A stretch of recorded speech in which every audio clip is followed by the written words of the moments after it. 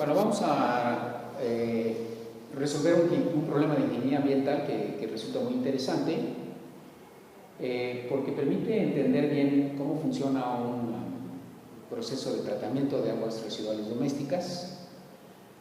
El problema que vamos a resolver consiste en lo siguiente. Tenemos un embalse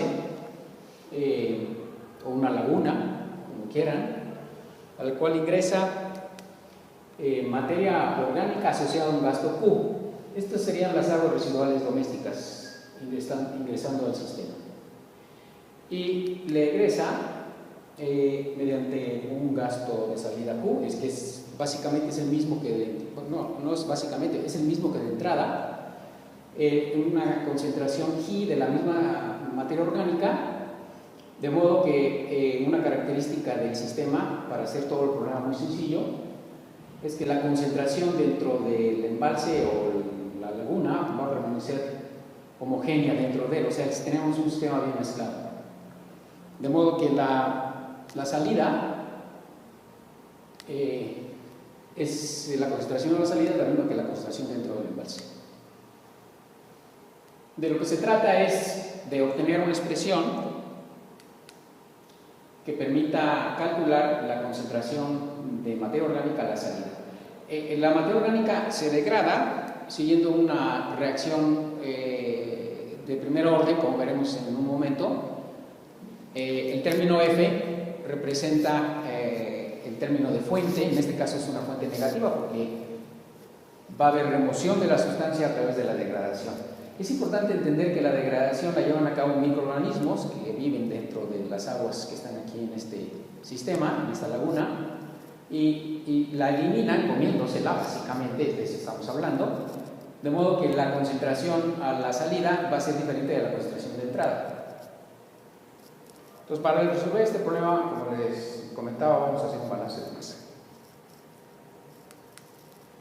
Entonces, si el embalse tiene un volumen constante, consideramos que el embalse tiene un volumen constante, opera en estado estacionario, esto es importante entenderlo, significa que no hay variación en el tiempo de la concentración dentro del embalse,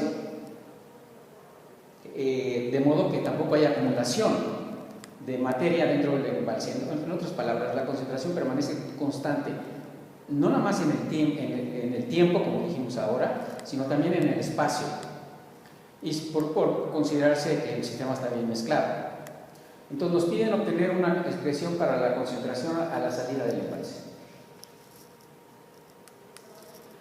Aquí estamos mostrando el término fuente exclusivamente porque merece especial atención, ya que debido a este término fuente precisamente es como va a funcionar el sistema. El sistema funciona porque el término fuente F, que está aquí expresado como una reacción de orden 1, tiene un signo negativo que significa que la materia se va a degradar o se va a eliminar, y es proporcional a la concentración, a la potencia 1. El término KD, que es la constante de degradación, representa la rapidez con que se está eliminando la materia dentro del sistema. Las unidades fundamentales, los corchetes van a significar unidades fundamentales. Del término F es tiempo, o el tiempo la menos 1, masa por unidad de volumen. Y la constante de degradación, obviamente, es la que tiene el término de tiempo la menos 1 como unidad fundamental. Recuerden que el signo negativo está indicando degradación, o sea, eliminación. Entonces, nuestro balance de masa comienza con la siguiente expresión, que es la expresión básica para un balance de masa, que es que la acumulación dentro de masa, en este caso de materia orgánica dentro del sistema, se explica por los ingresos, los egresos y las fuentes. Debido al estado estacionario, la acumulación es nula dentro del sistema. O sea, este término de aquí es 0 porque hemos supuesto estado estacionario. O sea que la variación temporal es inexistente. El ingreso, o más bien los ingresos, están dados por el gasto. Esto está asociado al gasto de entrada, que es el producto del gasto por la concentración de entrada, el gasto de salida, que es el mismo, perdón, la carga de salida, que es el producto del mismo gasto Q por la concentración de salida. Las fuentes, que en este caso simplemente multiplicamos la fuente puntual, F, por el volumen para expresarla en términos de la totalidad del sistema, ¿no?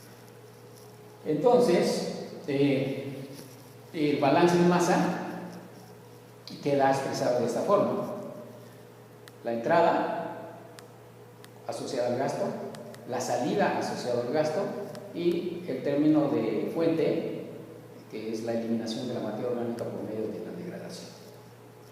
Y obviamente esto es igual a 0, como dijimos arriba, porque la acumulación es nula. El despeje de la concentración de esta expresión permite obtener este resultado muy sencillo. Y aquí sí es importante entenderlo, ¿no? Fíjense que en el denominador hay el término 1 más esta cantidad, K por B entre Q, que es positiva. De modo que el término del denominador hace que la concentración a la salida sea menor que la concentración que está ingresando. Esto es precisamente lo que hace que el sistema esté tratando el agua, ¿no? El hecho de que a la salida tengamos una concentración menor que a la entrada. Obviamente la constante de degradación no la podemos modificar, es una propiedad del sistema. O sea, en este caso, de tipo de materia orgánica que estamos introduciendo a través de las aguas residuales domésticas. Pero el gasto tampoco lo vamos a querer modificar, pero normalmente uno puede modificar el volumen para lograr una menor concentración a la salida. Entre mayor volumen, como se puede ver aquí, la concentración a la salida es menor. A la cantidad P entre Q se le conoce como tiempo de retención, entonces la vamos a denominar como θ, y representa el tiempo en que en promedio está el material dentro del sistema. Entonces, en términos de tiempo de retención, la concentración a la salida está expresada por la concentración a la entrada entre 1 más K de θ, como se muestra en la ecuación.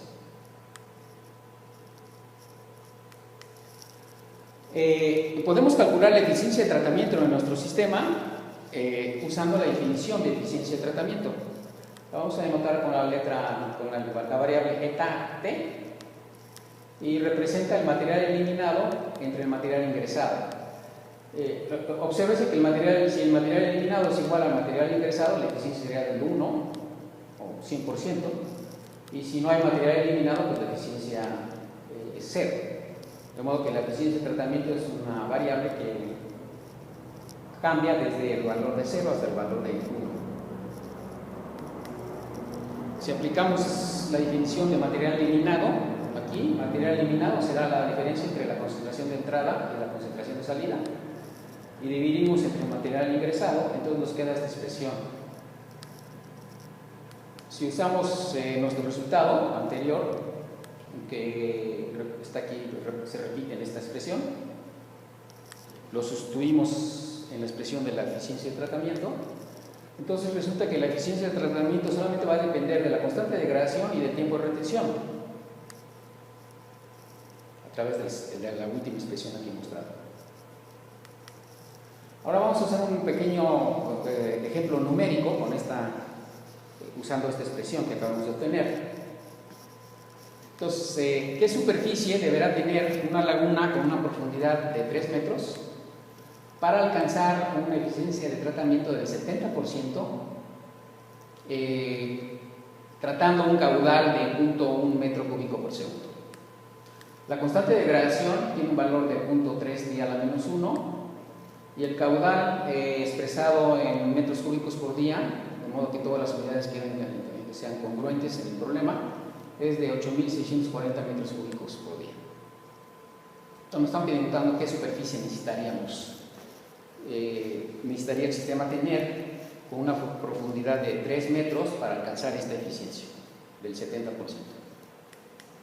Entonces usamos nuestra definición de eficiencia, nuestra expresión que obtuvimos, más bien, no es una definición, que obtuvimos para nuestro sistema, que es esta.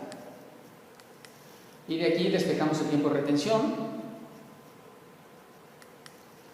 Sustituimos los valores que nos proporcionaron y obtenemos un tiempo de retención de 7.8 días. Ahora usamos la definición de tiempo de retención, que es V entre Q, y despejamos de aquí el volumen, que es el volumen es la superficie por la profundidad. Esto debe ser igual al producto del tiempo de retención por el gasto.